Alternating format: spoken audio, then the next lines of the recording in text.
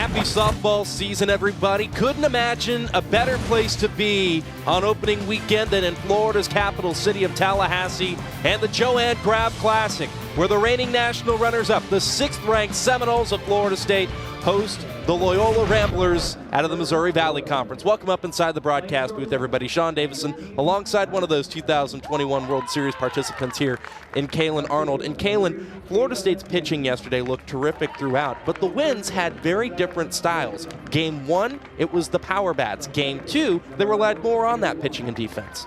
We definitely saw the offense of Florida State explode in that first game. Starting off, Kaylee Mudge hits an unexpected home run. As she rounds first, you can see how excited she is from that big bomb that she hit and hugs for home runs like the Seminoles usually do. Following that, we have Mac Leonard showing just what she can bring to this Seminole program, and she knew right off the bat that that ball was gone. Right after that, you can see Kaylee Harding getting on playing with a rise ball and just driving it deep over left center and doing what she does best. The Florida State Seminole offense is exploding.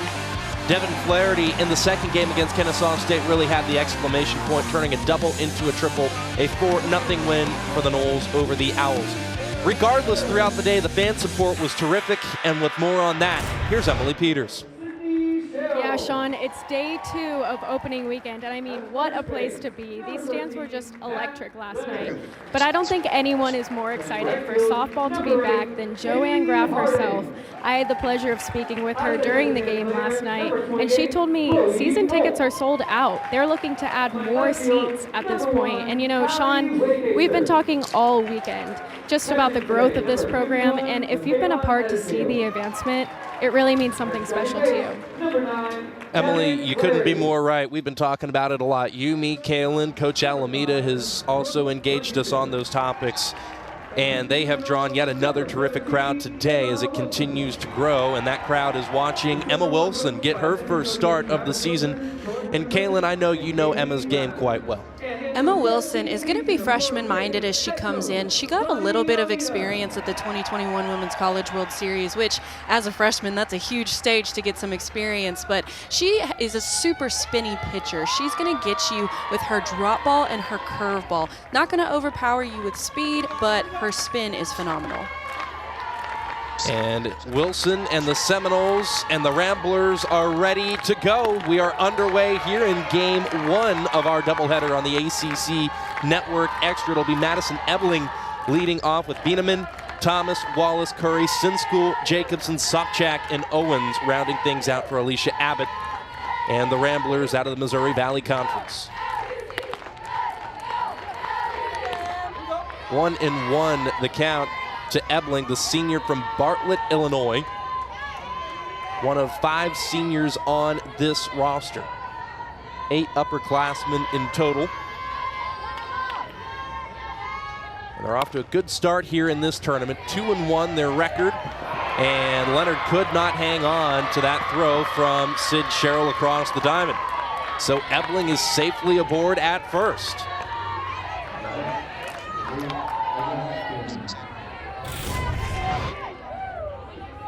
And you can see the ball just gets right underneath Leonard's glove. It's a great throw by Sherrill. Early game mistakes, we can get better. So the E3 gets us started. And the Ramblers now turn to Bieneman.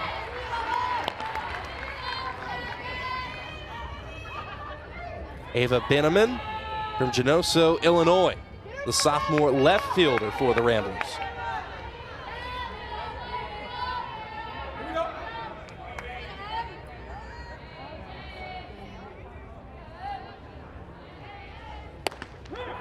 Good pitch from Emma Wilson to quickly go ahead 0-2.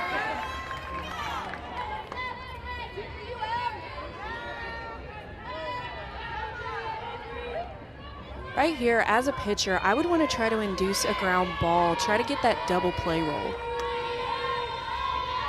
Impressive numbers for Bieneman at SIU Edwardsville, but a good strikeout for Wilson to settle things in after the early error. Like I previously said, Wilson is going to get you with that spin. Look at that drop ball that she throws just falling off the table.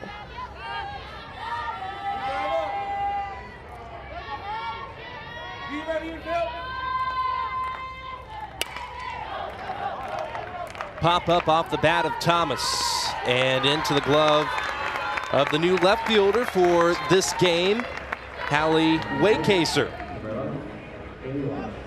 Waycaser out in where a lot of folks are familiar with seeing Kaylee Mudge. She's joined in the outfield by Janai Kerr and Kaylee Harding. A little bit of a different infield with Cheryl, as she often is on the hot corner, joined by Brooke Blankenship at short, Flaherty at second, and Mac Leonard getting the nod at first, where we've seen Bethany Keene to start this tournament. Edenfield continues to be the starting catcher for the Seminoles early this season.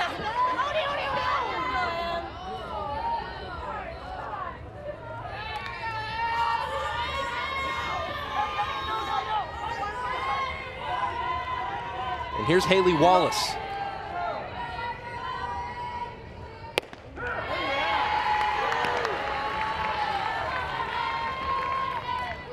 Freshman out of Hannah City, Illinois.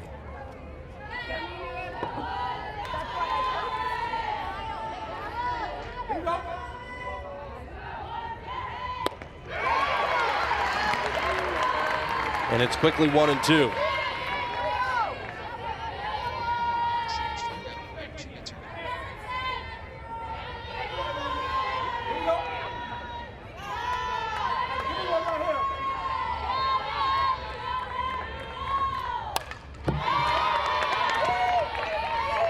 Wallace hitting .200 to start this season. Has a couple of hits in her first 10 at-bats for Alicia Abbott, who's looking on from the third base side.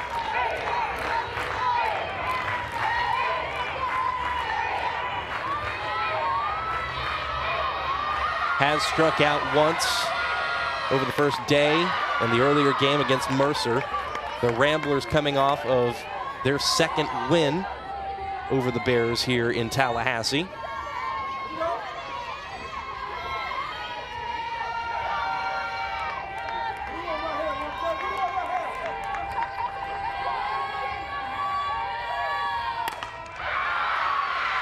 Driven a mile high in the air, out toward the wall and at the base of it.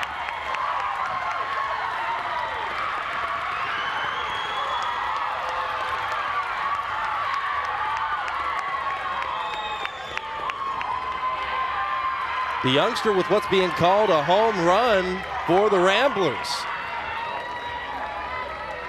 Freshman does a great job of getting a hold of that ball and just taking it far and long. And Emma Wilson, you know, being freshman-minded, that is something that she's going to have to get used to. People are going to hit home runs, but tries to throw a rise ball up and in on the hands, leaves it a little too sweet, and she just takes it.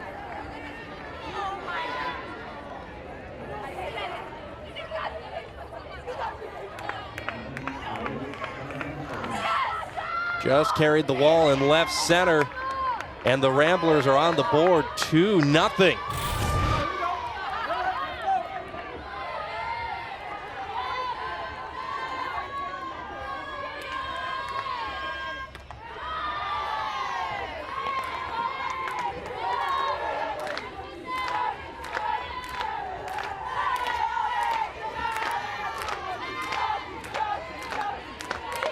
Here's Jocelyn Curry, the sophomore from McHenry, Illinois. Curry getting the DP nod for the Ramblers.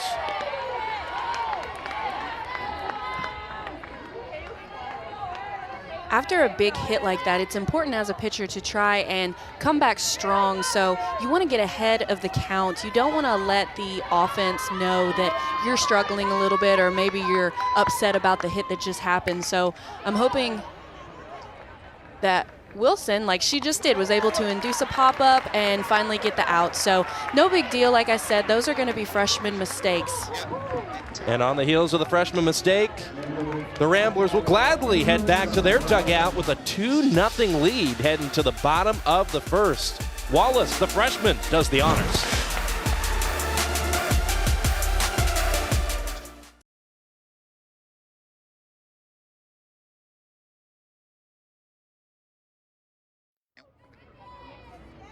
Welcome back to Tallahassee on the ACC Network Extra. The Loyola Ramblers will turn to their youngster, their freshman in the circle, Andy Bronowitz out of Plainfield, Illinois, the right-hander.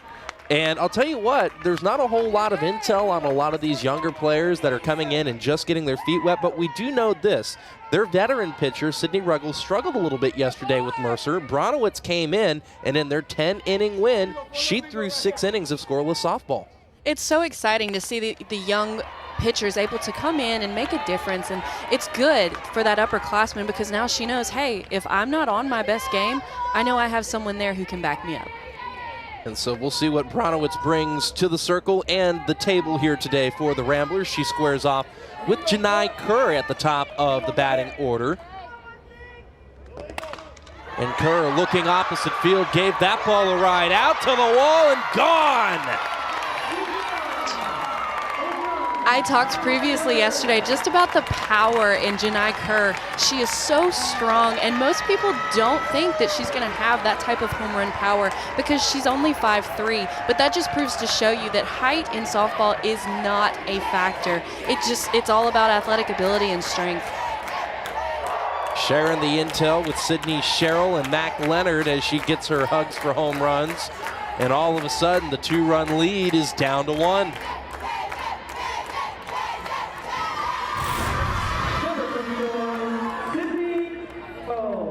Bronowitz just leaves that pitch up and fat, and Kerr does a fantastic job of getting on plane and taking that pitch yard. All right then. First handful of batters we've seen. 2 balls have left the yard. We'll take a look at the rest of the lineup. And this is a Florida State team that is going to be swinging competently. Sydney Sherrill doing the honors now. Leonard with a home run yesterday. Harding with one as well. Culp, Waycaser, Edenfield, Flaherty, and Blankenship at the bottom of the order. A lineup that reflects a lot of depth here in Tallahassee. With more on that topic, here's Emily. Yeah, Sean, a lot of depth going on in this Florida State lineup this year, and a little different look to their lineup this afternoon. I spoke with Catherine Sandercock last night after their game, and they just have so much talent. She told me it would honestly just be a waste to only play 9 or 10 players.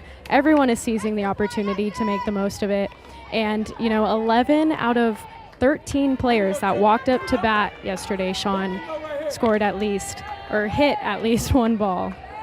Yeah, Emily, it was awfully impressive. And I'll put it this way. We talked in the open, Kaylin, about how the power wasn't there against Kennesaw State the same way it was against Mercer. Kennesaw State routinely year in, year out has done a tremendous job of pitching and pitching tough, and it's not only Melanie Bennett who gives teams fits, but Florida State was still able to barrel up a few, go the opposite field, and they did a nice job of hitting. It was what got the job done. It wasn't the flashy home runs we saw in Game 1.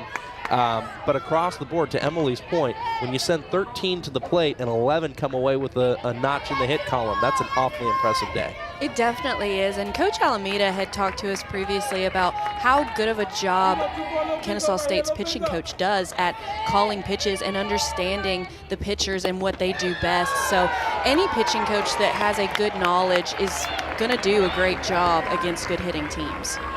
Yes, also Camden Decker has a pretty impressive flow, too. I'm a little bit jealous of it. We'll get to see it later on this afternoon when Kennesaw State takes on the Seminoles. Probably going to see Melanie Bennett as well, you would imagine, so that'll be a lot of fun later on this afternoon. And speaking of fun, this is a player that I think Florida State's coaches are going to have a lot of fun watching, because Mac Leonard has already put on a show through day 1 with a triple and the home run that we showed all of you at home before we got started here today. The senior from Normal, Illinois, that's about the only thing normal about her. 425 last year was the batting average, also threw 100 innings for the Redbirds and did a tremendous job at that. So a two-way player there, and she's a player that, yes, they expect her to hit a bit, they expect her to play some first base, but if they need somebody to eat up some innings, she's also perfectly capable of doing that. Coach Alameda had spoke to us previously about Mac Leonard and just what an asset she is to this program. She, like you said, she hits, she plays first base, she can also play some outfield, and she pitches. There's not many players across the country that can do all of that in one, so it's super exciting to see where she's going to go this season. ranked 74th on the top 100 players list coming into the season, and so was already well regarded. Now joins a potent program like this one. It'll be interesting to see what kind of trajectory she takes off on. Just at the starting gates, has a great hitters count here at 3-1. Taken all the way, it goes full.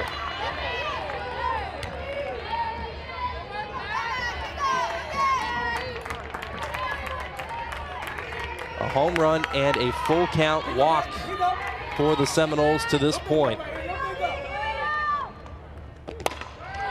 And this ball's given a ride out to right field. It will be foul, and for the Ramblers, that's a good thing.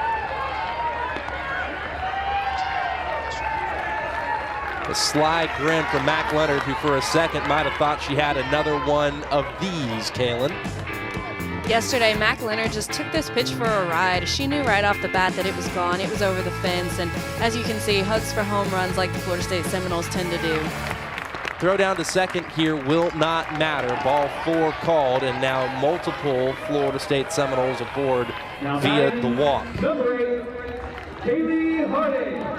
And that'll bring up Kaylee Harding.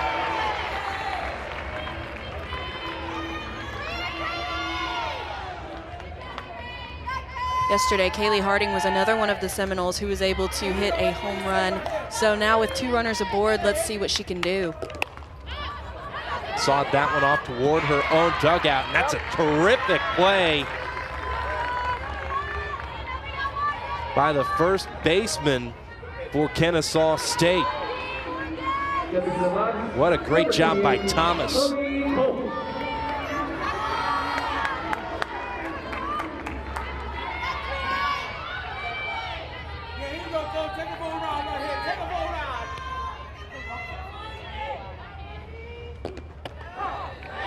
Changeup called for the strike to Chloe Culp. Good to see her back off the injury issues from season ago.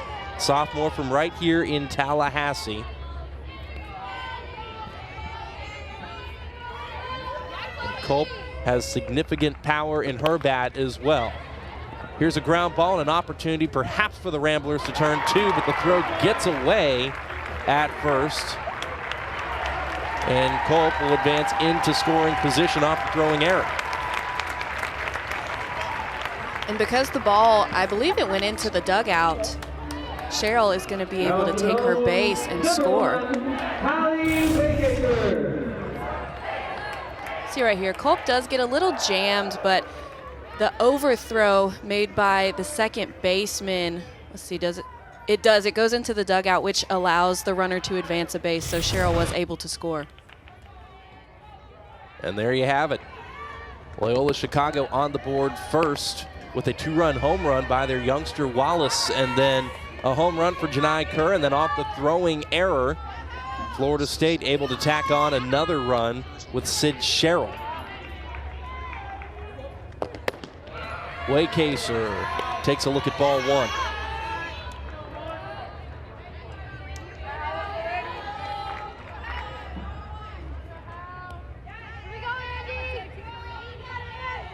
Freshman from Arkansas. Now takes a strike.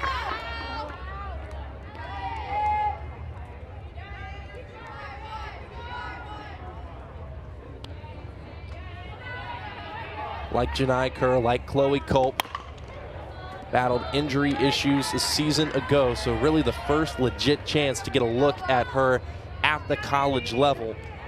And a great opportunity when you're playing a couple of doubleheaders in a tournament format to get your season started, to get a lot of players out there and see what they've got against a team that's not wearing the same color jersey or the opposite color jersey whenever you're playing scrimmages, and somewhere garnet and somewhere gold.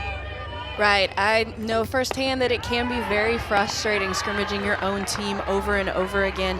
During the COVID season, that's all we got to do because we didn't have a fall season, and I knew I was sick and tired of seeing my own players up to bat. So it is very refreshing as a pitcher and as hitters facing someone different. That is the 3rd walk issued to the Seminoles here in this inning. We'll take another look at the pitch from Bronowitz.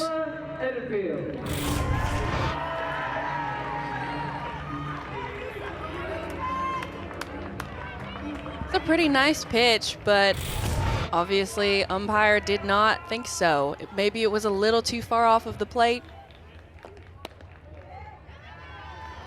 He seems to be pretty tight on that outside corner, so that's something that Bronowitz is going to have to adjust to.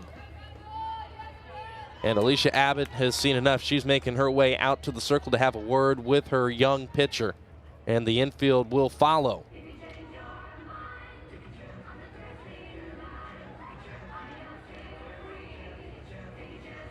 It was interesting, Kaylin, that earlier when we chatted with Coach Alameda, she said that she goes back with the Abbott family, that she did camps out in the Midwest for a number of years with Alicia Abbott's father, and that her father also was a big reason why Danny Morgan, a tremendous center fielder, came to Florida State years ago, and that he had a club team that Danny was on, and that's where Danny got noticed, and the rest, as they say, is history. So she said it's really cool because she's known Alicia Abbott since she was little, seeing her now as a coach coming to Tallahassee in her third season. Right, that's super fun.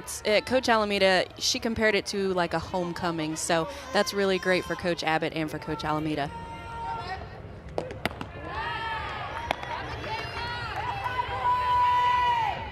So far, Alicia Abbott and Lonnie Alameda are watching their teams tied at 2 apiece in the first inning. A couple of home runs. Got a good crowd over there on the berm.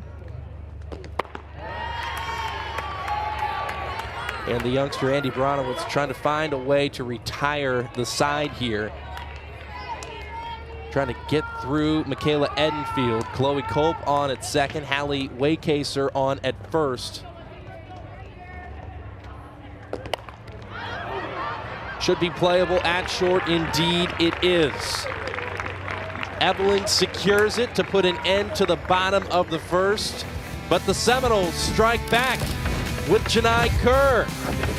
Dynamite can come in small packages, and in fact, it sure did off the bat of their young center fielder. 2-all to the second.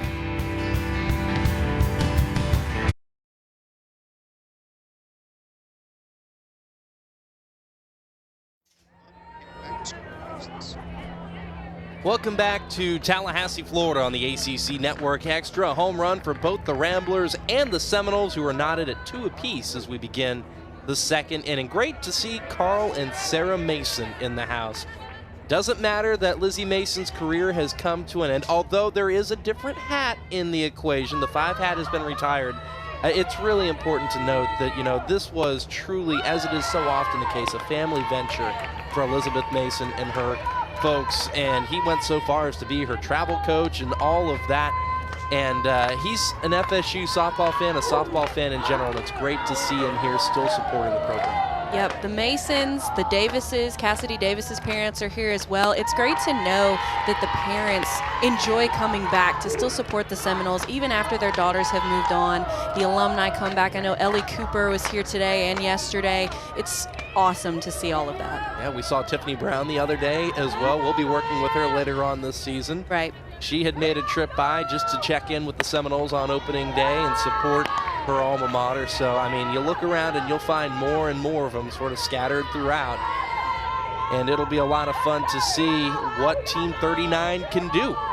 Nova Sinskul, the senior from Santa Barbara, California, will take her chances now against Emma Wilson.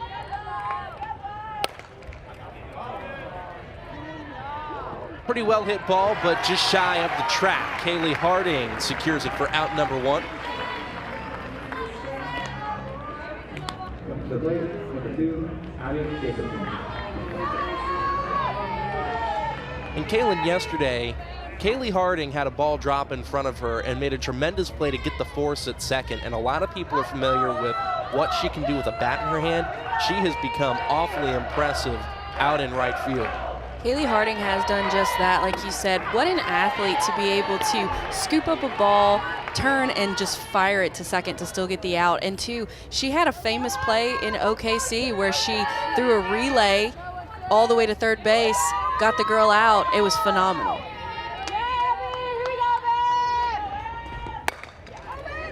Ground ball here to Blankenship. Sidearm throw, well in time. Looked good for the 6-3 putout. Student seconds.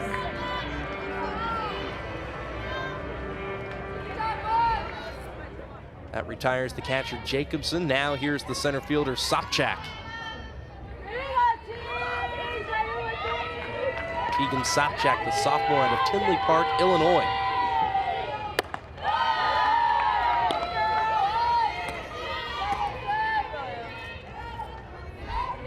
Played in 38 games a season ago, started 33, and really earned the starting job in center field right around that last month of the season. Hit .222 a year ago. And this will be another opportunity for the youngster Blankenship to show off her arm. 1-2-3 inning for the Seminoles in the top of the second. They'll get the bats to their offense when we come back.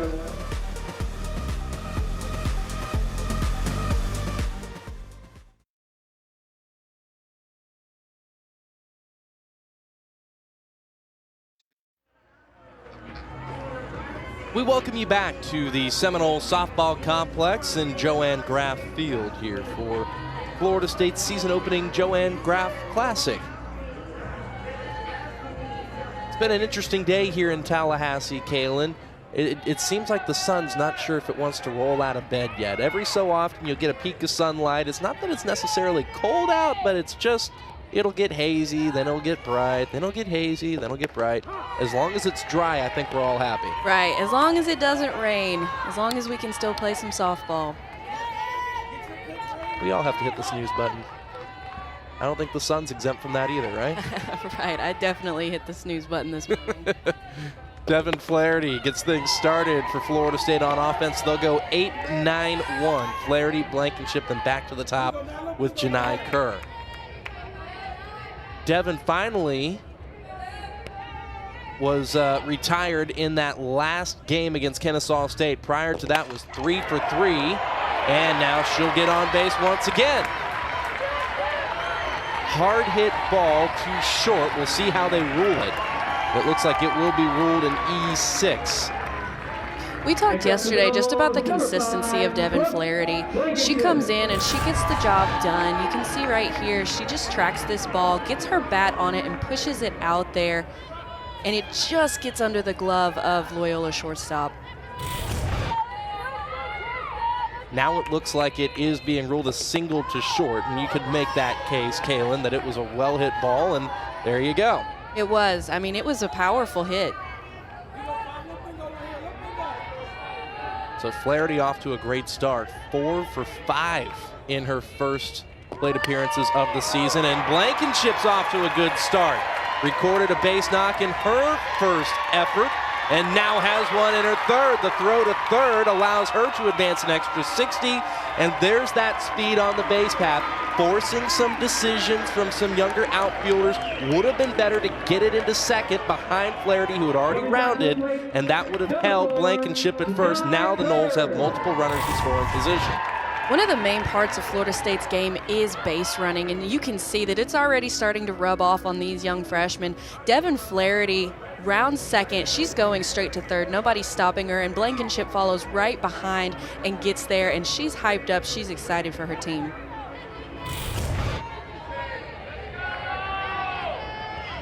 Noles threatening for the second straight inning.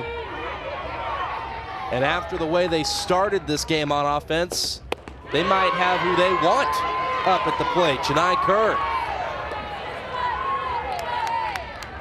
left the yard in left center field. Her third home run already in her career. Had 4 hits a season ago before tearing her ACL. 2 were for home runs against Missouri and Georgia Tech. So when you consider 3 home runs in 6 games, Kaylin. That's impressive. Yeah, absolutely. A lot of off-speed offerings here from Bronowitz. Yeah, you can see she's definitely respecting the power of Janai Kerr. She's throwing that off-speed pitch, and she's keeping it off the plate.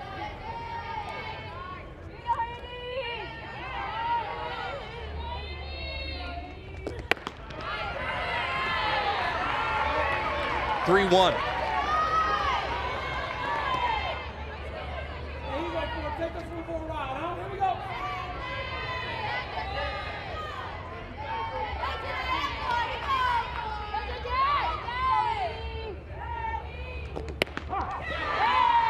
Had to have a strike, and Bronowitz got it. It makes the count full. Flaherty at third, Blankenship at second.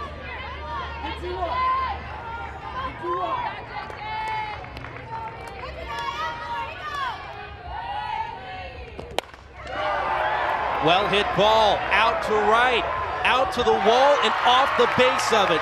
Multiple runners will come in, and Janai Kerr will pull up at third with the 2 RBI triple.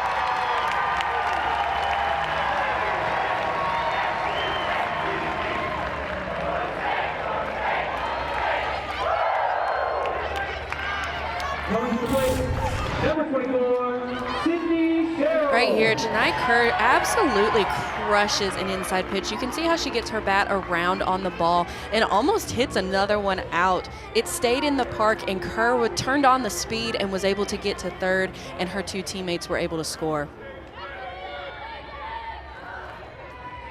Still nobody out, and still with a runner 60 feet away. It's 4-2 Florida State, and the task continues to get tougher. Sydney Sherrill now stepping in for Florida State.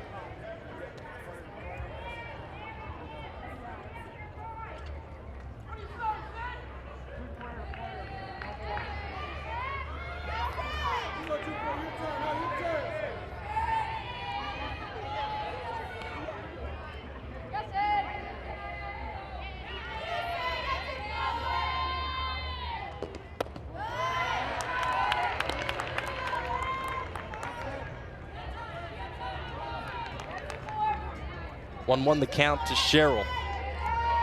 Walked earlier in this game, and Kaylin, Sid was a player who a season ago to start the year and early on in that mid-quadrant, if you want to call it that, if you want to split mid-season even into 2 mid-seasons, early mid, late mid-season, was really kind of struggling at the plate, to put it bluntly. And there was a common theme throughout the lineup, and Coach Alameda was always very frank about it, that there was a lot of veterans that felt that they were pressured to perform to help power that lineup through, and she was one that really was struggling with that, and it wasn't until she took some of that pressure off and learned how to deal with it that things started opening back up for her.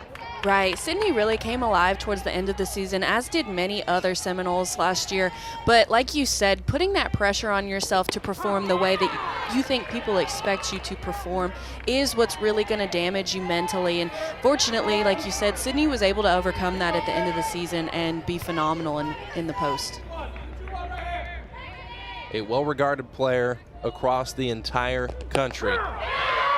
A 3-time Defensive Player of the Year in this conference, and that is a gritty response from Bronowitz. If you're going to retire somebody to get your first out of the inning, you'd certainly rather it not be after 2 runs come in, but that's a pretty good player to build some confidence against. It is a big player. And you can see she comes in right there, that pitch on the inside corner of the plate. It's a really great pitch, and honestly, she's brave for throwing that to Sydney Sherrill. And now she squares off with Mac Leonard.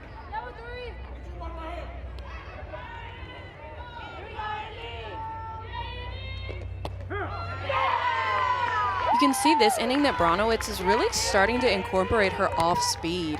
And I think that's what's helping her get these outs, is changing the speeds, messing with the batter's eyes, and it's causing her to be a little bit more successful.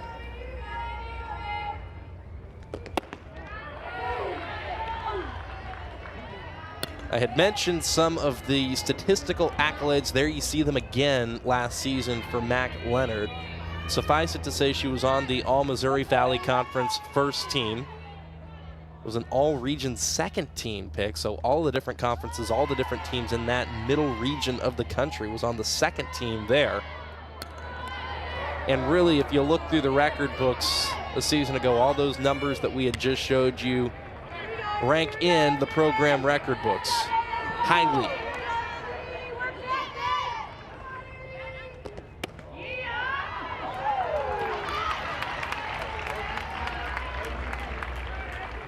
She finished her career on a 26-game on-base streak at Illinois State. She's been on base in every game so far to start the season here.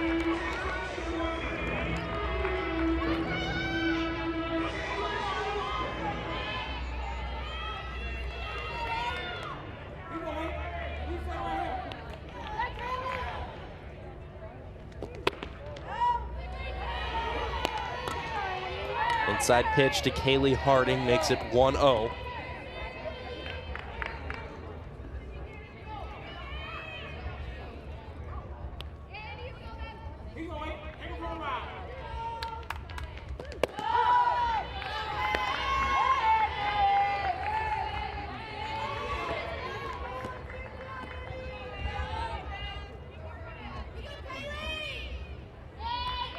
Fouled out in her previous plate appearance.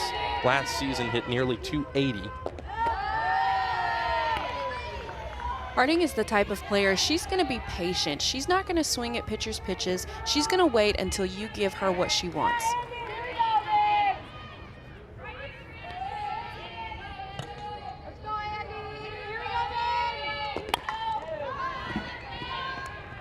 Took a crack at that one. It goes 2-2.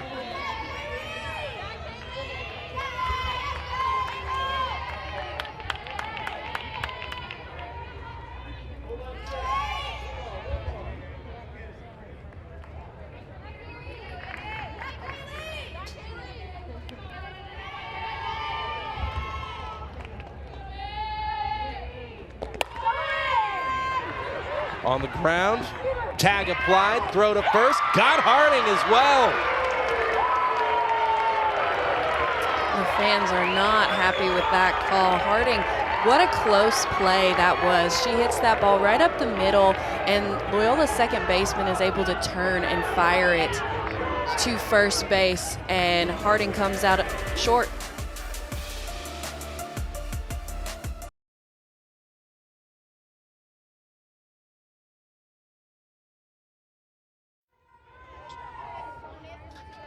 Welcome back to Tallahassee. Kaylin, FSU fans were up in arms about this scoring decision, and I believe that Harding is safe at first. I think that she gets there before the ball does. You can see it is a quick play and it is a close play, but right here, she's there. Harding's safe. So, unfortunately, we don't have replay yet, but I hope that we eventually do because she was safe. she was safe, and the reason that's significant is because you had Janai Kerr on at third, Yep. and if she's ruled safe, Kerr comes in to score, and it's 5-2. Yep.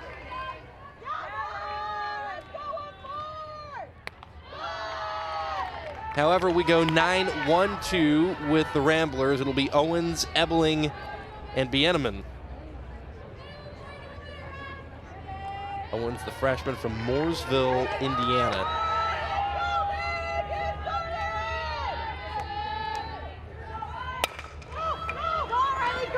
Tap that one to third, and Sid Sherrill's on top of it in time and automatic.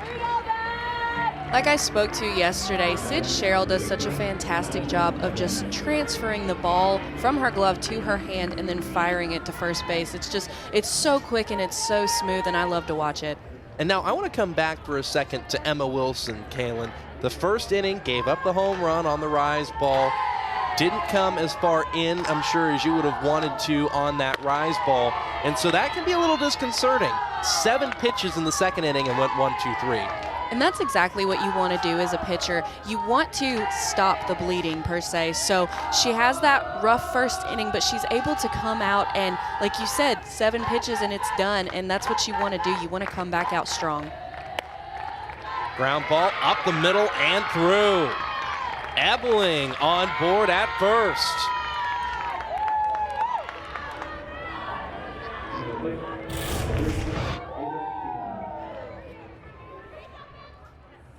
Ball just finds a hole and she's able to get to first. Luckily, Kerr was there to field it, so she wasn't able to take any other bases. Second teamer in the Missouri Valley Conference, an all-defensive team member in the Missouri Valley Conference a season ago, trying to spark a little momentum for the Ramblers. Pretty good bunt, and Sid Sherrill decides to hang on to it, and that's a veteran decision there, because you start trying to force throws into gaps where there really isn't much wiggle room. That's where you start donating another 60 feet. Right, definitely. That is a smart decision by Sydney. She was there before she could have made the throw, and you take away that risk of a possible overthrow. So Bieneman drops the bunt in, and multiple runners are aboard.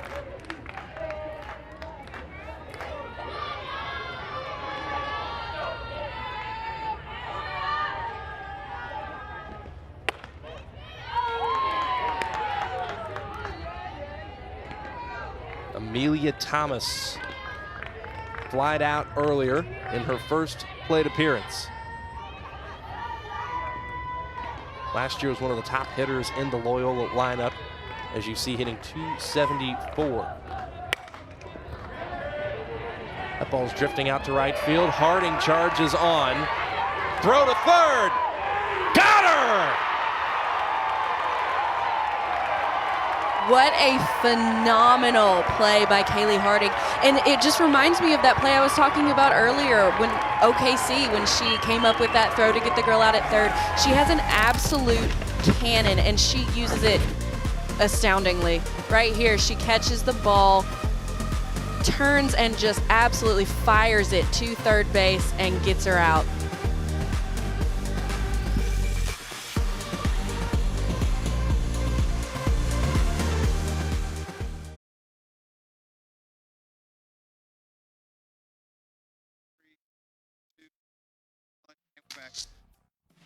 Welcome back to Tallahassee. I don't think there's fireworks planned tonight, but we saw a few here. Kaylin Arnold. Kaylee Harding comes in with that catch and that phenomenal throw to get the runner out at third base. You can see Sydney comes down with the tag before she's able to get that left hand underneath. She tries to do a slide and come around. Sydney's foot actually kind of gets in the way, but she's able to make the tag and get the out, and what a fantastic play. And so here's Chloe Culp getting back to the action here on offense. Florida State will go 5, 6, 7. Culp, Waycaser, and Edenfield. Culp reaching on a fielder's choice that then got into the dugout to score Sid Sherrill.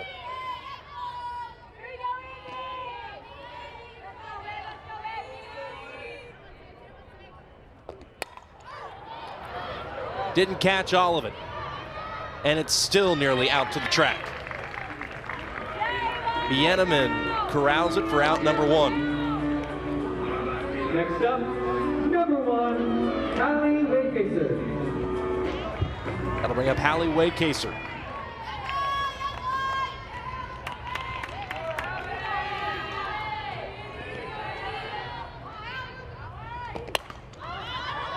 Jammed up to third.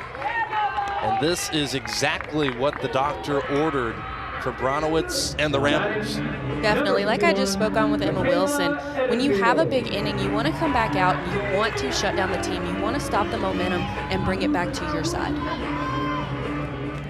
Florida State has scored 2 in each of the first 2 innings. This would be an opportunity for Bronowitz to go 1, 2, 3.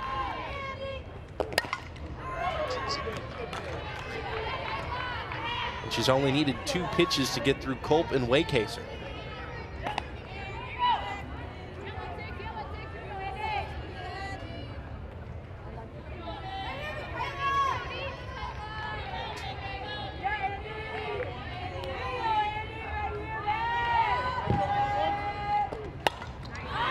Edenfield late to that one, fouls it off.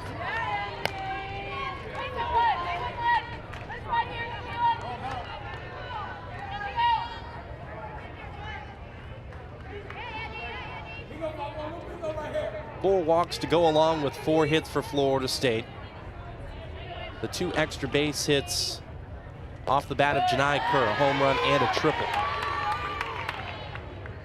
3 hits to Loyola Chicago's count to this point.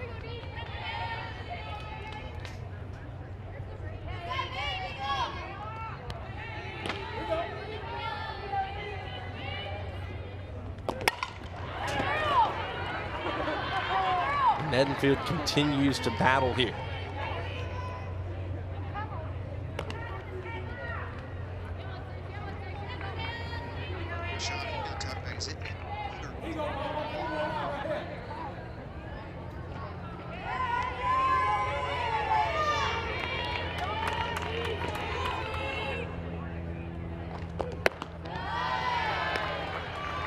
Great job by Edenfield, not swinging at those balls in the dirt and up and out of the zone, really staying disciplined and looking for her pitch.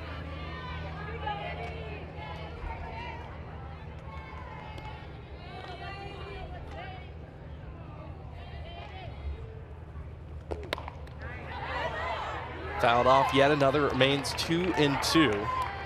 If Edenfield makes her way aboard, it'll give way to Devin Flaherty. Flaherty and Blankenship at the bottom of the order, off to hot starts to their season respectively. Flaherty 4 for 5, Blankenship 2 for 4. Took a look at ball 3.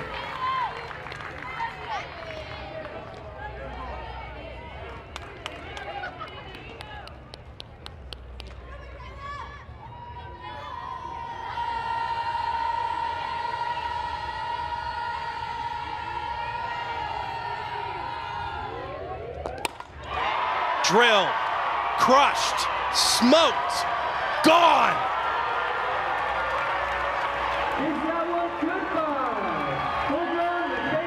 Honestly, I felt that coming on, but I didn't say anything because I didn't want to jinx it.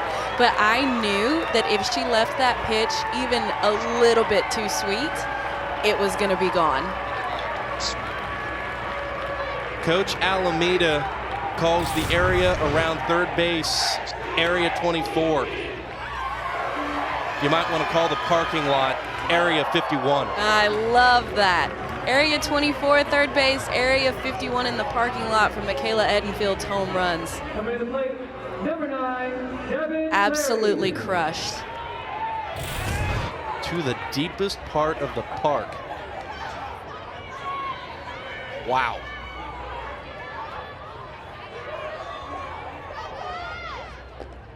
Off-speed pitch to Flaherty. And when you've got the hitter 7th in the lineup doing that, you've got Flaherty and Blankenship at the bottom of the order doing what they do, there's just nowhere to hide as a pitcher. Definitely. It's ridiculous how talented this Florida State lineup is. Another run on the board for Florida State, courtesy of Michaela Edenfield.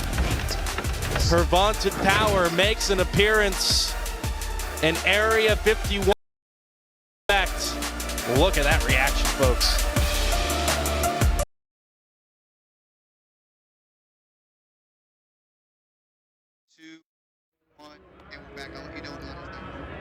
What a spark off the bat of Michaela Edenfield. That'll certainly be something to put a smile on her head coach's face. And Lonnie Alameda's Seminoles have really checked all the intangible boxes to this point. The power surge, a big-time bonus. And speaking of Coach Alameda, she is standing by with Emily Peters. Emily? Yeah, Coach, you told me earlier this week just how much potential Michaela had, and then to watch her just hit that ball, what went through your head as you watched it soar? I mean, you get chills, you know. I mean, she's a freshman, and she's still figuring things out a little bit, and there's been a lot asked of her with the catching position. I mean, Anna Shelnett has been incredible for us for 4 to 5 years, and, you know, so these catchers have big shoes to fill, and so I think they've been working really hard behind the plate, but she's got some awesome power, and she's an amazing kid, so chills. It was really cool. And I have to ask, what did you say to her as she came into the dugout? Awesome job. I think, you know, she had a 3-0 count that she got to swing off before that, and, you know, you got frustration, but, you know, way to stay the process, and Kaya's going to go in and catch for you, so relax a little bit. Yeah. Thank you so much. All right, Emily, thank you. And so Kaya Lepresti, as Coach Alameda mentioned, takes over as the catcher for Michaela Edenfield. Lepresti, the incumbent veteran who has backed up Anna Shelnett each of the last couple of seasons and has done a nice job as well. Kaylin, giving a nice little wave to somebody. We'll pretend it's our camera. Yeah, she likes to do that. She likes to keep her pitchers in good spirits and make them laugh. So the first batter to come to the plate here in the top of the 4th for the Ramblers is the one who really got the party started. We've had a bit of a home run derby now today, haven't we? We have. We've seen home runs on both sides of the field. Haley Wallace, a freshman from Hannah City, Illinois. Hit one to straightaway center and just ducked right over the wall off of an Emma Wilson rise ball. It's been really the one lone miscue for Emma in her start today. It has. Emma Wilson has done a fantastic job of coming back after that first inning and really staying strong. She's had a lot of help too defensively. There's been the occasional hit or walk as well over the last couple of innings, but those are to be expected. And when you got a defense that can make plays like Kaylee Harding made, throwing out the lead runner at third, it certainly helps the cause.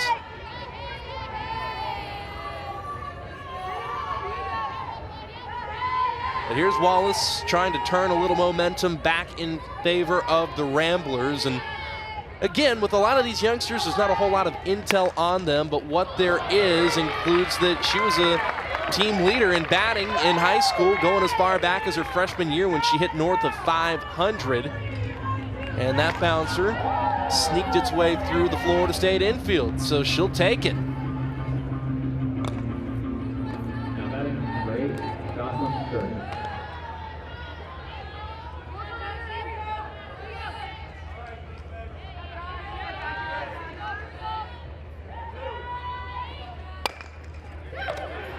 Line to Cheryl. A chance for two. And that's something that Florida State does best, is turning double plays. You have such good infield talent on this team. You can see, and that's exactly what Emma Wilson wanted. Throws that drop ball to induce the ground ball to Cheryl, over to Leonard at first, and Emma Wilson just getting really excited for her infield.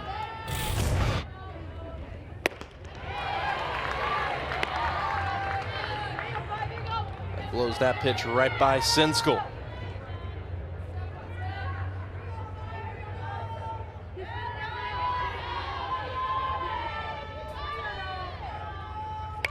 Second 5-4-3 for the Seminoles here in this opening weekend. Nova Sinskell last season batted .250. Recorded a handful of hits here this weekend. It's been a productive one, hitting .500, 5 hits on 10 ABs coming into this one.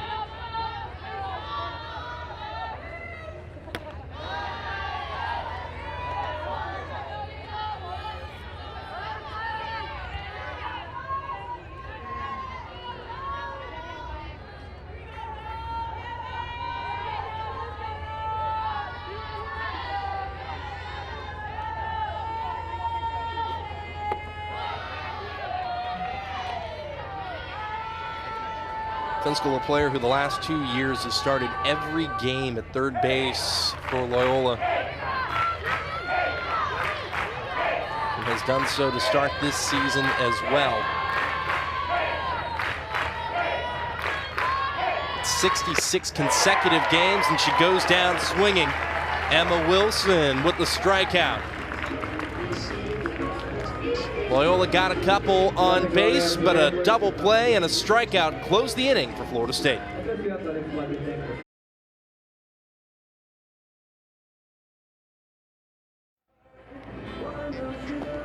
Welcome back here to Tallahassee, where the 6th-ranked Seminoles lead Loyola Chicago 5-2. And the Ramblers head coach Alicia Abbott is standing by with Emily Peters. Emily? Thank you, Sean. Coach, 3 runs to tie this up. Very much in the reach. How do you start building some momentum? I think, what we did last inning was pretty good in terms of base hit, a good bunt down. So just how do we figure out how to make solid contact a little bit better and attack earlier in the count and just go for it. What is the message to your players now in the dugout? Have fun. Go have fun and go play your game. You're good as you are, and let's go keep going. So, well, have fun. Thank you so much. All right, Emily, thank you so much as we head back to the action. And really unfortunate for Bronowitz, who really seemed to be settling in, that she ran into a buzzsaw with Michaela Edenfield.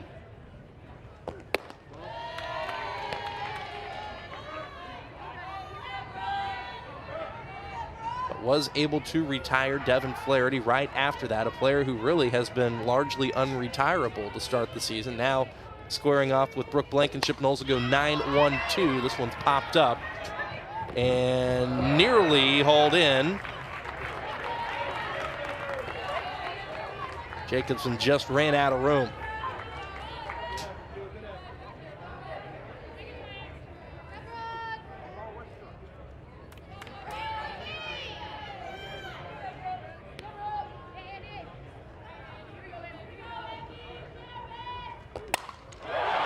Another one, a mile high in the air, and it is not coming back. What? I mean, just, it's so awesome to see these freshmen doing such big things here for the Seminoles, coming up and just ripping the ball out of the park.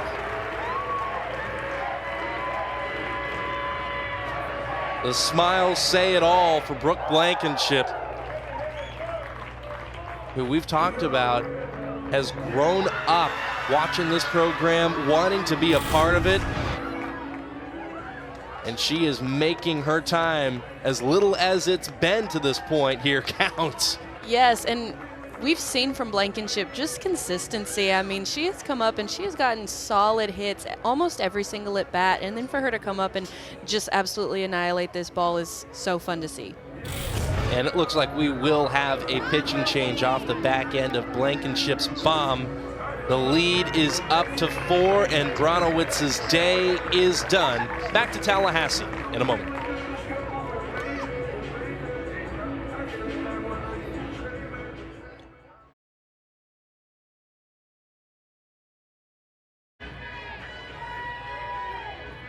Welcome back to Tallahassee on the back end of a Loyola Chicago pitching change. Here's Sydney Ruggles. 26 starts last season. The ERA at 3.24 through 153 and a third innings of work. 169 strikeouts to 125 walks for the senior out of Illinois. Second team all-conference, and that's a ground ball right up the middle and through for Janai Kerr. And those strikeouts I referenced for Ruggles, the most for any Rambler pitcher since 2014, and the most for a Loyola righty since 2004. Wow. Got the start against Mercer, struggled a bit, and so they brought in Bronowitz, who kept Loyola in it. The offense got going, and they ended up beating the Bears in a 10-inning game to start each team's respective season. And so today, Kalen, the exact opposite. They go Bronowitz, the hot hand, and now as Bronowitz struggles, they bring in their veteran.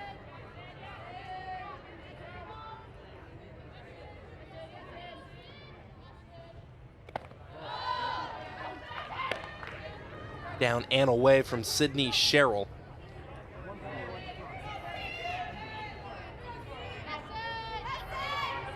For those just joining, this inning started, the Noles going 9-1-2. Brooke Blankenship getting the nod at short at the bottom of the order. Left the center field wall, and Janai Kerr's punched out. Jacobson throws a dart in there and picks off the speedy Janai Kerr. That was a great throw by Jacobson. It's perfectly on line. It hits the perfect spot for her to just tag Janai right there before she reaches the bag.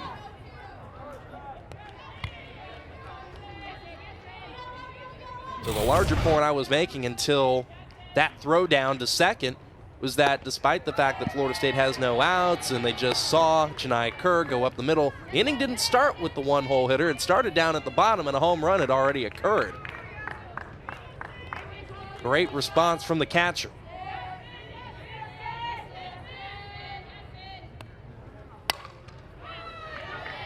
I imagine always good as a pitcher to come in, you give up that early base hit, and then all of a sudden, just to see that that threat's eliminated.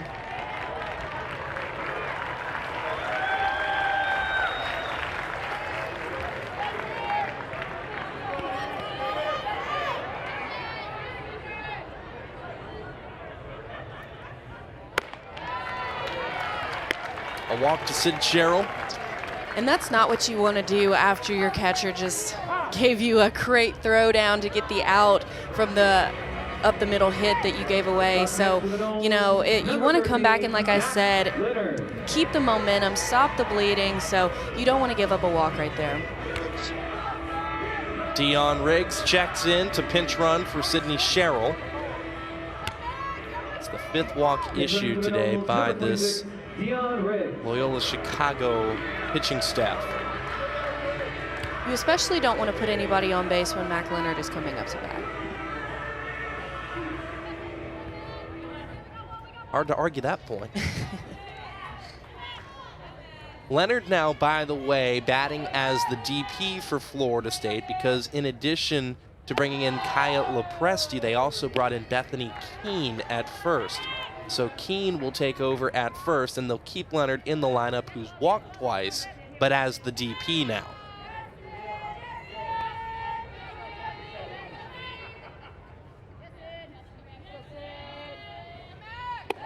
Off speed, strike.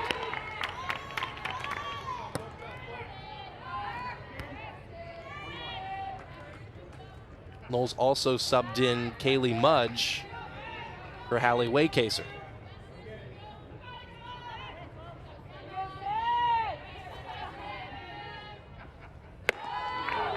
Big swing and a miss from Mac Leonard. It reminds me what Emily told us earlier when she had interviewed Kat Sandercock.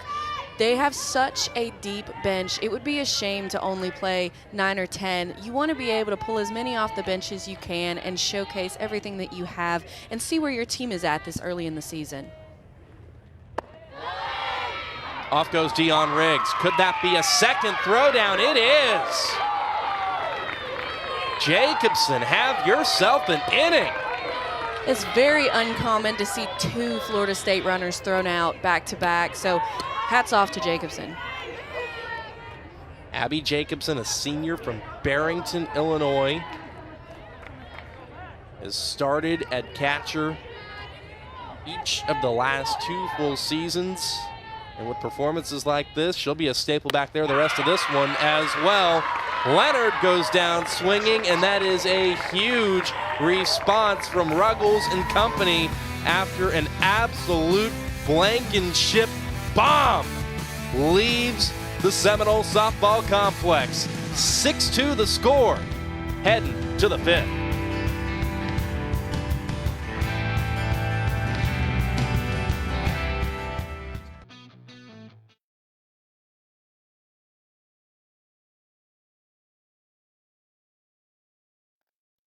Welcome back to Tallahassee here on the ACC Network Extra. Kaylin, I wanted to take a look at what you believe to be the top 5 returners here in the Atlantic Coast Conference. Virginia Tech is coming back this year with their ace, Keely Richard. She was ACC Pitcher of the Year last year and basically carried the team on her back all the way through Super Regionals. Sydney Sherrill is a big-time returner for Florida State, ACC Defensive Player of the Year. Valerie Cagle for Clemson, a huge returner for them, ACC Player and Freshman of the Year. Catherine Sandercock for Florida State, Women's College World Series All-Tournament team coming off an All-American season. And Deja Davis was All-ACC First Team for Duke, and she swings it. This ball is drifting into center field, playable for Janai Kerr, and she retires the catcher Jacobson. But, Kaylin, I wanted to come back to your list for just a second because we were talking yesterday and again earlier today that there was a player that you left off the list because you didn't want to have so many pitchers on it. But the reality is you could have very easily put Peyton St. George on that list, and she proved why against Oklahoma State yesterday. Definitely. Peyton St. George had a phenomenal game yesterday against OSU. The win 4-0. I wanted to put her on my list so badly because she is a great pitcher for Duke, but I, like you said, didn't want to have so many pitchers. I didn't want to seem, like I was showing favoritism being a pitcher myself, but she definitely deserves to have recognition. Went the complete game against the Cowgirls, and that is a huge win for Marissa Young's squad. Now, each of the last 3 years, there's different polls, but each of the last 3 years now, Duke has knocked off a top 5 team at the very early part of the season. So keep an eye on Duke in the Atlantic Coast Conference, the reigning tournament champs, no less. Devin Flaherty out into the right field grass underneath it, 2 down.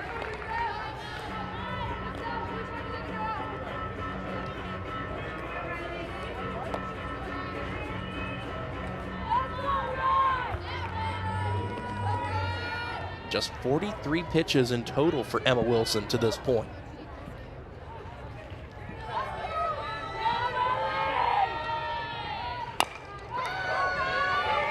Love by Sherrill. Bullet throw into first. And it doesn't matter what side of the ball game that these fireworks occur on. They're just occurring everywhere for Florida State. With the bats, with the glove, with the arm, you name it, they lead by 4.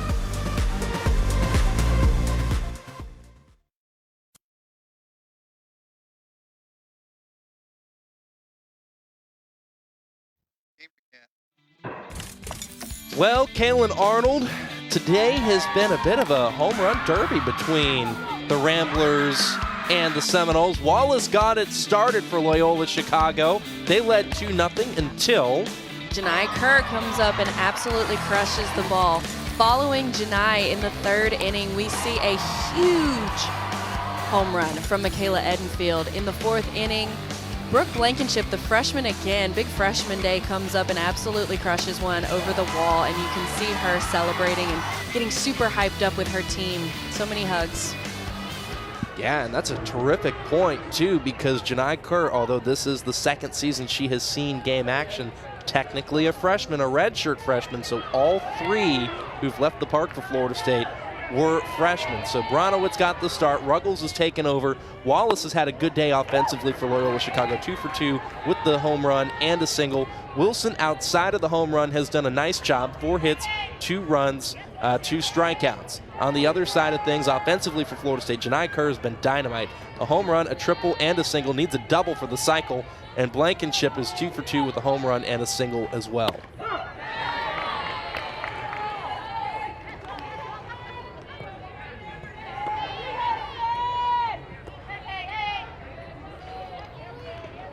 And so here's Kaylee Harding.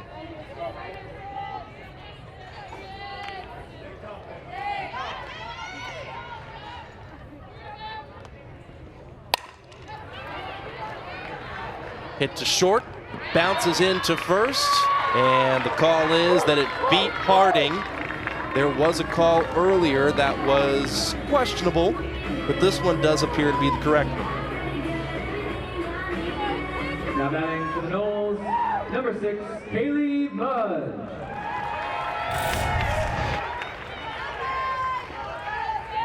You can see this one definitely does reach the bag before Harding does. Unlike the first one was, like you said, questionable.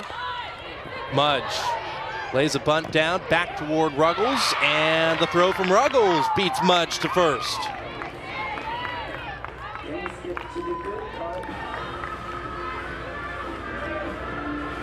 A great job by Ruggles. You always love to see a pitcher who can also field and throw. And so for the first time at the plate, we'll see Bethany Keene.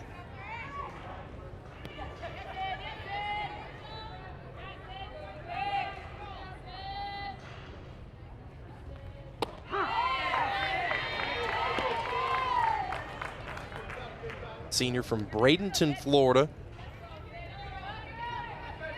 Went to school at South Florida for a handful of years, transferred after last season where she hit right near 300, 299 to be exact.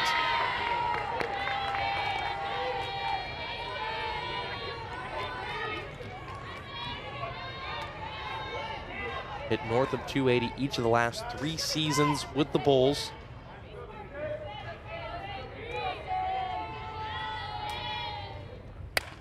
So far 1 for 4 throughout the opening day and now this plate appearance.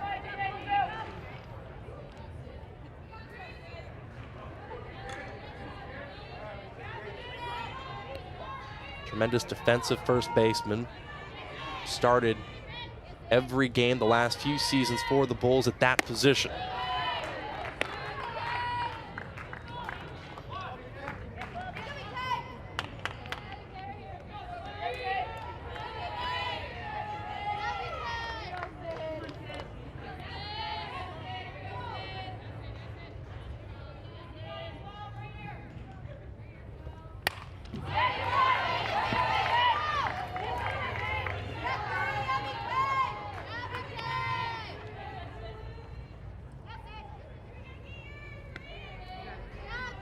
Talking with Coach Alameda about players making adjustments, coming back and growing in some form or fashion. She said she's fortunate because to this point, even though it might sound cliche, everybody, in her opinion, in her estimation, came back from breaks, started the spring practice period having improved on something or everything, really. She said, but the 2 players that impressed her most were BK, as her teammates call her, Bethany Keene, and Mac Leonard, simply because it can be so challenging to reacclimate yourself from a confidence standpoint in a new location. And she said when they came back, they both had it. This ball drops in the infield, and she will try to beat the throw to first. At the end, however, it will be a 1-2-3 inning, the first of the game for the Ramblers.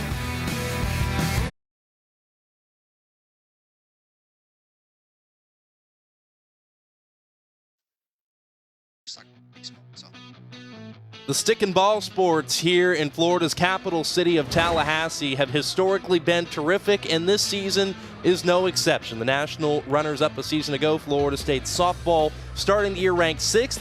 Top nod in the conference, 2 preseason all-conference players, and you see the lofty numbers for the Florida State baseball program from Mike Martin Jr. Real high expectations and hope over there where they're enjoying their fan day, and one of their alumni is standing by with Emily Peters. Emily? Yep, Sean, Kaylin, y'all were talking about alumni a little bit earlier in the game, and I found one as well, Matt Nelson, former Florida State baseball player. But you've moved on. Tell me, what are you up to?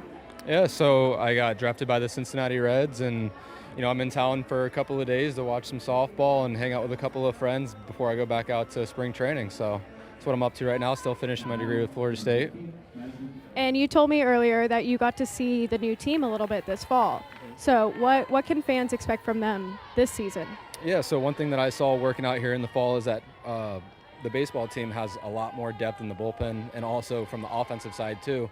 So they got guys that can bang it a little bit. They got a lot of guys that can throw it. So it's going to be a pretty good team this year, and there's no reason why they shouldn't be number 11 in the country right now. And talking about depth, we've seen a lot of that with this softball team. In these first few games, how important is it to get new players out and get them some experience? Oh, 100%. Early in the season, too, you got to get the jitters out, because if you throw somebody new out there in the middle of a tight game where someone's struggling and they haven't played very much or they haven't played at all, it's very difficult, because then, a lot of times those nerves get to you. You overthink it. So it's very crucial, very important for just anyone to get out there right now. Well, we're looking forward to the new season. Happy to have you back here. Thanks for chatting. Yeah, thank you. Back to you, Sean. Emily, thank you so much. Great to see Matt Nelson in the house, and just a tremendous season a year ago with Florida State. One of the home run leaders, was excellent behind the plate as well, and really earned that first-round draft pick. And we'll look forward to seeing what he does with the Reds. Sean Davison, Kaylin Arnold, Emily Peters, our entire crew here in Tallahassee, where the Florida State fans on hand certainly hope that their team is on the hashtag road to WCWS. You never know.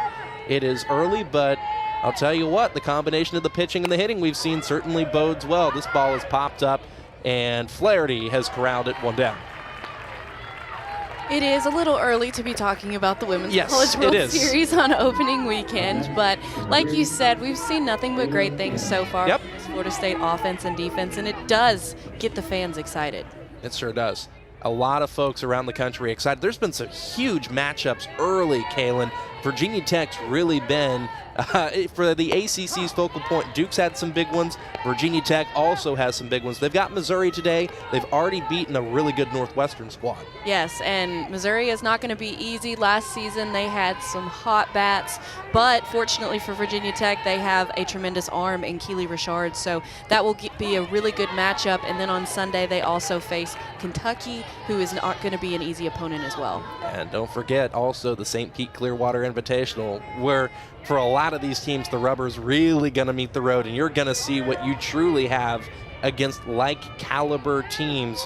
Florida State going to be taking on the likes of UCLA, Tennessee, a real tricky UCF team that came into Tallahassee, and Coach Bear's got a real good squad. They knocked off Georgia a few days ago. They did, and it's super exciting to think about. I always loved going and playing in the Clearwater tournament.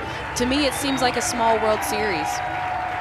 It really does, and we've got a pitching change here in Tallahassee. Emma Wilson's day is done, and enters for the Noles. 6-2 lead for Florida State. We'll be back in a moment on the ACC Network Extra.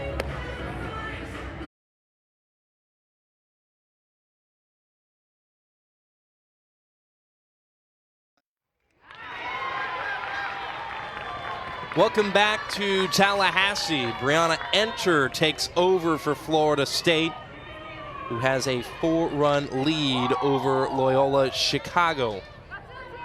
And straight away, Thomas, the first baseman, singles through the right side, and a good spark with 2 outs on the board for the Ramblers. Here is Wallace.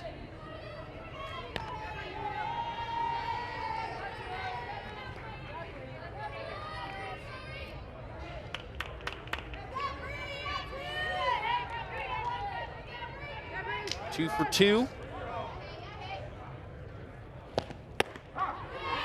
Strike called for Enter. Bree Enter is a pitcher like Emma Wilson, not going to overpower you with speed, but her spin is amazing. She has a great rise ball and a really nasty changeup that she likes to throw in all counts. Jammed up Wallace, and for the first time in this game, Haley is retired. And so Florida State keeps the 4-run lead intact and gets it back to their bats when we return. Tallahassee, you just saw Bree Enter close the top of the 6th, but for the most part of this game, Kaylin, it was Emma Wilson's start, and she did a really nice job overall. Emma Wilson did phenomenal. She came out, didn't have the best first inning, but she was able to come back strong. She only threw 52 pitches in the amount of innings that she threw and had 3 strikeouts. So Emma now sitting there eating a chewy granola bar, relaxing, 4 hits, no walks overall. Pretty good day. 5 2/3 innings of work for Emma Wilson. And now we return back to the action in the bottom portion of the Florida State lineup. Kaya Lopresti checking in as the new Seminoles catcher. This will be 7, 8, 9, Lopresti, Flaherty, and Blankenship. Well hit again. This one will be extra bases for the catcher, Kaya Lopresti. Her first hit of the season in her first plate appearance is good for a stand-up double. Love to see it from Kaya. She's such a team player, very selfless. You love to be around her, so you want her to succeed. Except for the Knowles, number 9, Devin Flaherty. You can see Ruggles comes in with that screwball that just stays a little flat. Probably wanted to get it a little bit more inside than what she did, and Lopresti was able to drive it to left field.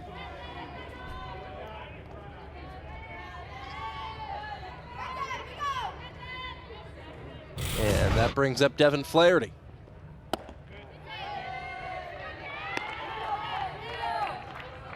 So on the list of reactions, where does the bow and arrow rank compared to that like eagle swoop that we've seen after they steal a base? So the bow and arrow is a tradition. It's something that you're always going to do once you get a double. Okay. So it's traditional. Every year, though, they come up with something different and fun for stolen bases. So this year, it's the fly. Bow and arrow, you hear the dugout yelling, shoot it, shoot it. So we're trying to remind them when they hit a double to shoot the arrow. And then, like I said, stolen bases, they come up with something new every year. Meanwhile, the count is 1-1 to Devin Flaherty.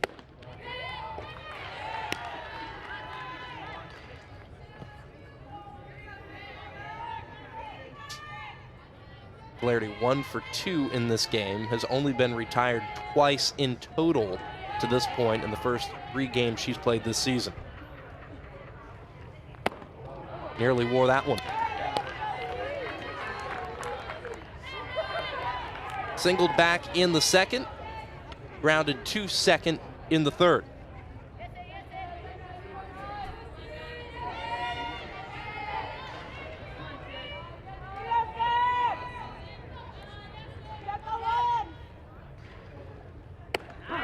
Changeup.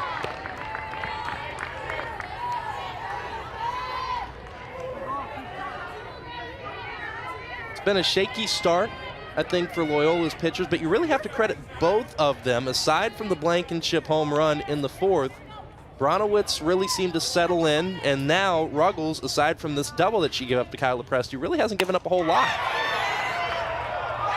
That ball drops in left field. It was playable, and now multiple runners are in scoring position. We love to see that for Devin Flaherty. Like I said, just the consistency that she's had this whole opening weekend and the aggressiveness that she's known for on the base path. She's coming around first base, sees the ball get dropped, and is already at second. And so now another opportunity awaits for Florida State. Josie Muffley checking in now to pinch run for Kaya Lepresti. She'll be stationed at third,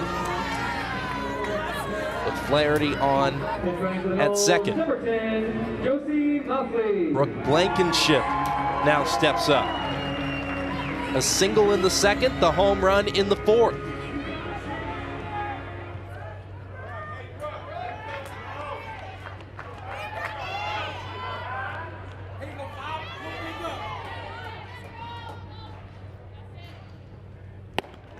And a big cut there to make it 0-1. I guess when you're off to a 600 start at the plate on the year, you're 2 for 2 today, you just sent your first home run out there, you're going to jump on the first pitch, huh, Kaylin? Definitely. She's excited. She's ready to go.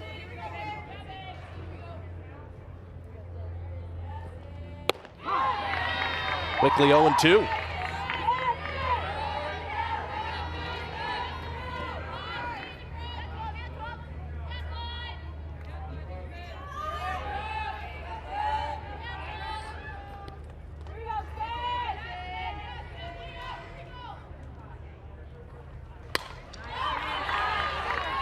Up and out of play. It remains 0-2 to Blankenship.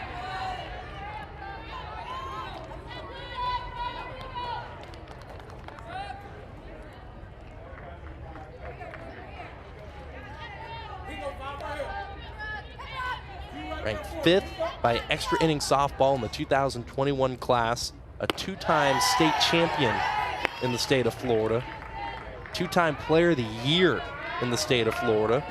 Suffice it to say, she was named to the first team All-State several times.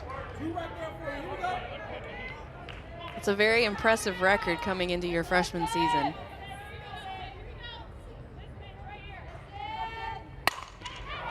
Ground ball here to short. The Ramblers will come home with it. Throw goes back to third, and that allows Blankenship to get into second.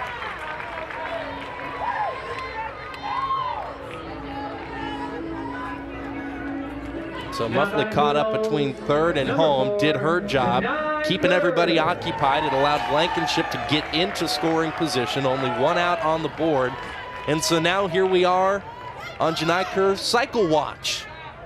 A home run in the first, a triple in the second, a single in the fourth, and another opportunity here in the sixth.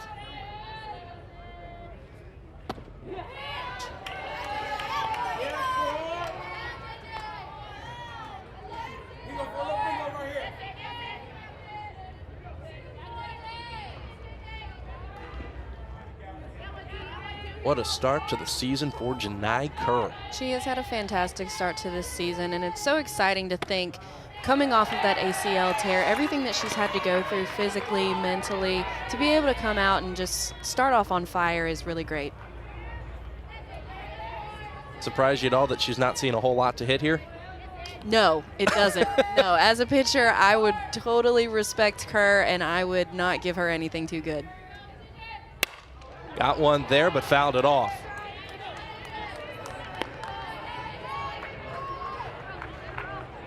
Trick is, yes, you've got the open bag there where if worst case scenario you walk her, but then if you walk her and the bases are loaded, it's not like you can get around Sydney Sherrill at all. You've got Kaylee Harding waiting in the wings. I mean, it's a murderer's row of hitters here. It is. This is a tough situation. Count goes 3-1 to Kerr. And so now we'll find out exactly what Ruggles intends to do. You don't bring this thing in or around the strike zone and at least give her something enticing enough to pull the trigger on, she walks. She will anyway. That doesn't surprise me at all. I, in that situation, would probably do something similar. Would not want to give her anything good, but would want to throw my pitcher's pitches to try and get her to swing. All right, and so now the bases are juiced. Flaherty on at third, Blankenship on at second, Kerr stationed at first, and a ground ball up the middle will plate multiple runs for Sydney Sherrill. Blankenship stands in, and she crosses the plate, and now Florida State leads it 8-2.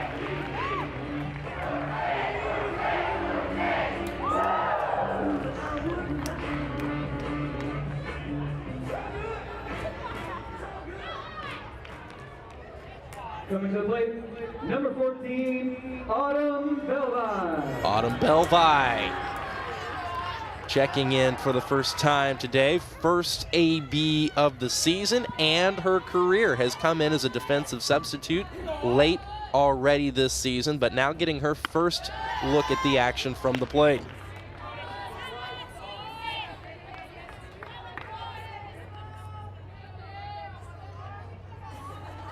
Freshman from San Diego, California, majoring in biological sciences.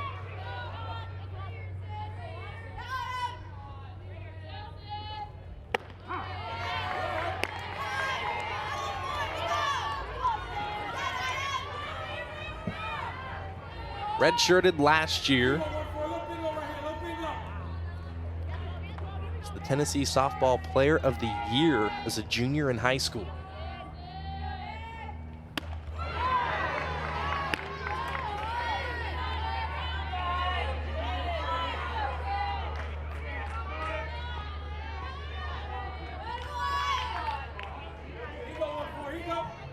Sport athlete growing up, played volleyball, ran track.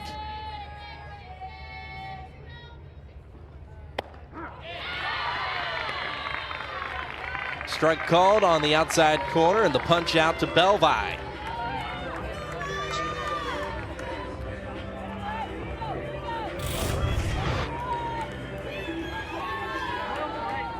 You can see that screwball just finishing right there on the outside part of the plate. It's a really great pitch, and Belvi just watched.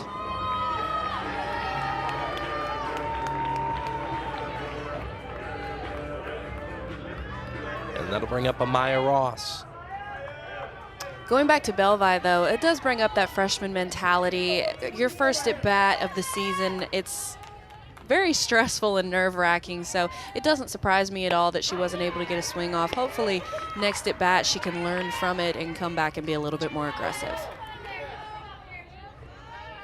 So from one freshman to another, here's Amaya Ross.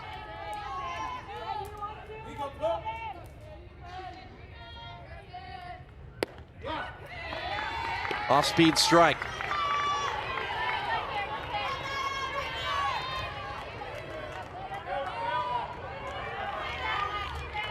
So now really, Kaylin, both of these Loyola pitchers that we've seen have really established, they've got a pretty good feel for the changeup. They do. That is something that we did see from both pitchers, is a really great off-speed pitch that they are able to throw in all counts and at different heights.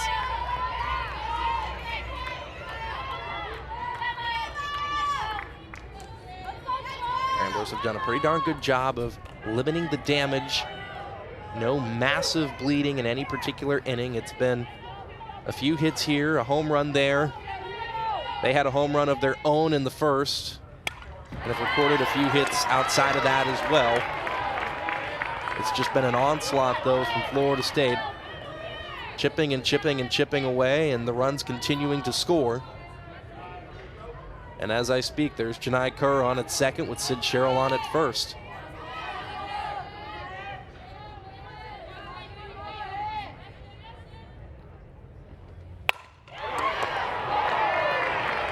Nice play by the freshman Wallace at second. If that gets through, another run scores for the Seminoles. As it stands, they lead by 6, heading to the 7th.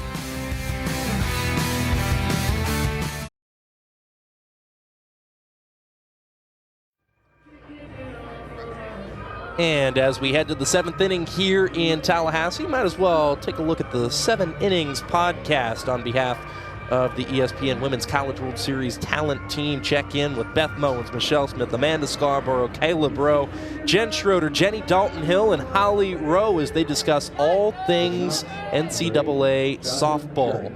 You can find it on the ESPN app, iTunes, a variety of different streaming devices. It's a really good podcast. I don't know if you particularly listen to it, Kaylin, but I know a lot of people do. I have listened to it a number of times. I have not listened to it yet, solely because I just got done playing. And Yeah. I really didn't like to listen to anyone talking about Florida State or me. Like, I didn't like to listen to things like that, so because it kind of got in my head a little bit, just added that unnecessary pressure. But I will definitely listen to it this year because I want to know more about softball. There's a lot of really enticing teams and matchups and storylines, and the 7 Innings crew really does a tremendous job of discussing all of those. They incorporate some interviews, they get some guests in there, and it's really, for anybody who's a softball fan, highly recommend checking the 7 Innings pod out and dissecting all the storylines with the entire crew.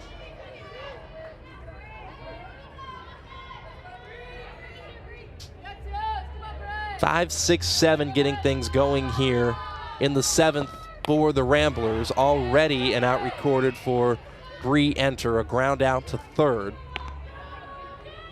And so now it's Sinskell.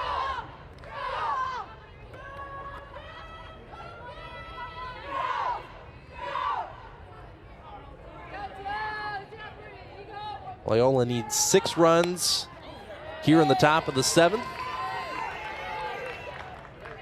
It seems that the Seminoles have also subbed in Katie Bright as the catcher. That's exciting. See another freshman behind the plate.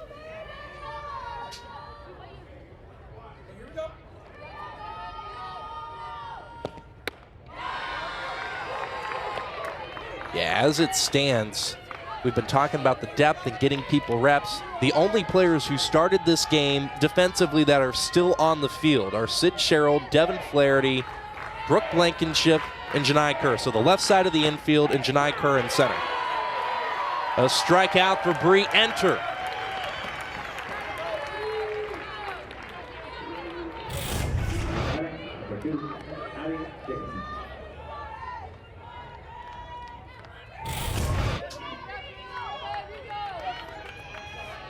And now the Seminoles are on the doorstep.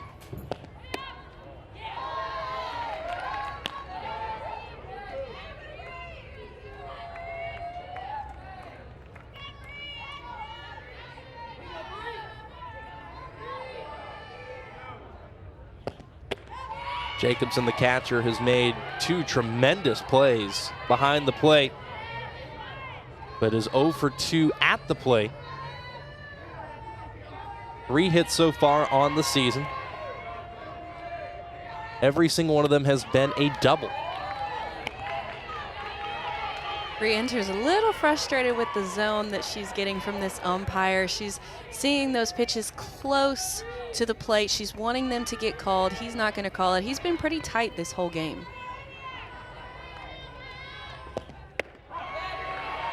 Got the call there to make it 3-1.